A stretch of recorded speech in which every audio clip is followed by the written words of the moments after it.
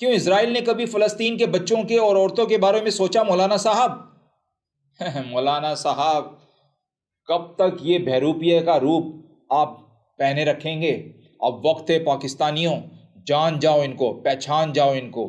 اب پھر الیکشن کا وقت آ رہا ہے، پھر کھڑے ہو جائیں گے، جی ہاں پھر کھڑے ہو جائیں گے، یہ پھر مل جائیں گے ایک ہو کر، لیکن یاد رکھنا ہیں یہی غدار۔ بسم اللہ الرحمن الرحیم۔ السلام علیکم، میں عامر خان۔ جی ہاں، غزہ میں بغیر بجلی، بغیر پانی، بغیر گھروں کے بموں کے سائے میں چوتھا پانچواں دن ہے آج۔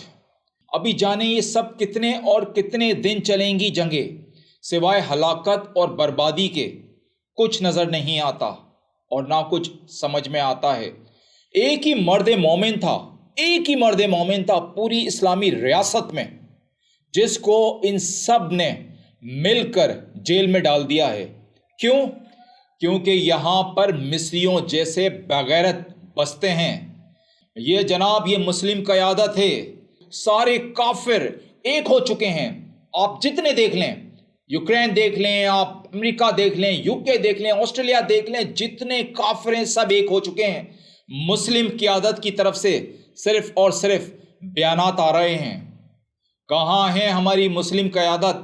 جو ایک شخص تھا بولنے والا، اسلامی دوسرے ممالک کے لیڈران بھی پسند کرتے تھے اس کو، ایک یہودی اسرائیلی لابی اور امریکن لابی اور ہم سب نے مل کر جیل میں ڈال دیا ہے۔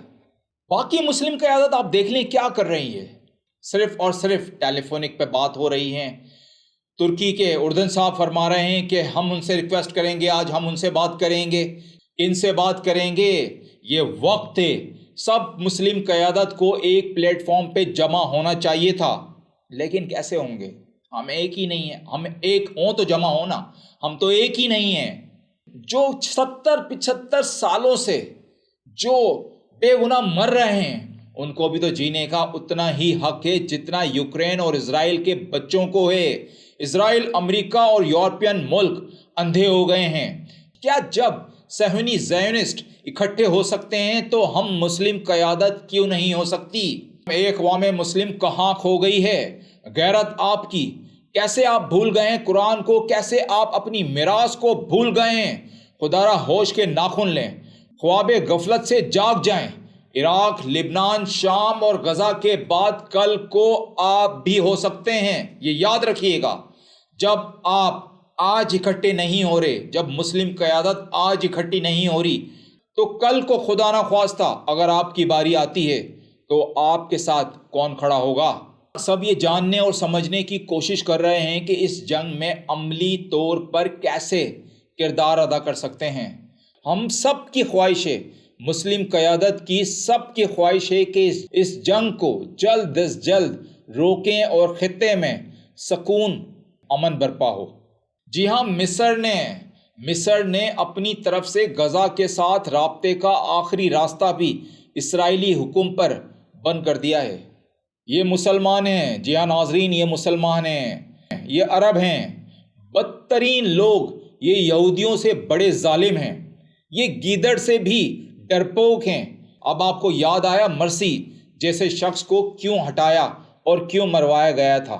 اس وقت مسلمان ملک عملاً مغرب کی کالونیاں بن چکے ہیں، جہاں مغرب و یہود کی کٹ پتلیاں حکومت کی صورت لائی گئی ہیں۔ جی ہاں، کچھ دن پہلے آپ نے پاکستان سے بھی یہود و نواز مولوی نے فلسطین کا انسانی حقوق کی پاسداری ہم مسلمانوں کو یاد کروائی تھی۔ جی ہاں، جس شخص کے لیے کہتے تھے کہ وہ یہودی لابی ہے، یہودی ہے، وہ اس وقت جیل میں تہجد اور 5 وقت کی نماز ادا کر رہا ہے، قرآن کی تلاوت کر رہا ہے، اور جو لوگ اپنے آپ کو خالص مسلمان کہتے تھے، جنہوں نے ٹیگ لگایا ہوا تھا مسلمان ہونے کا، آج وہ بیانات دے رہے ہیں کہ غزہ تھوڑا سا خیال کریں، اسرائیلی بچوں کے بارے میں سوچیں، عورتوں کے بارے میں سوچیں۔ کیوں اسرائیل نے کبھی فلسطین کے بچوں کے اور عورتوں کے بارے میں سوچا مولانا صاحب؟ مولانا صاحب، کب تک یہ بہروپیے کا روپ آپ پہنے رکھیں گے؟ اب وقت ہے پاکستانیوں، جان جاؤ ان کو، پہچان جاؤ ان کو۔ اب پھر الیکشن کا وقت آ رہا ہے، پھر کھڑے ہو جائیں گے، جی ہاں پھر کھڑے ہو جائیں گے، یہ پھر مل جائیں گے ایک ہو کر، لیکن یاد رکھنا ہیں یہی غدار۔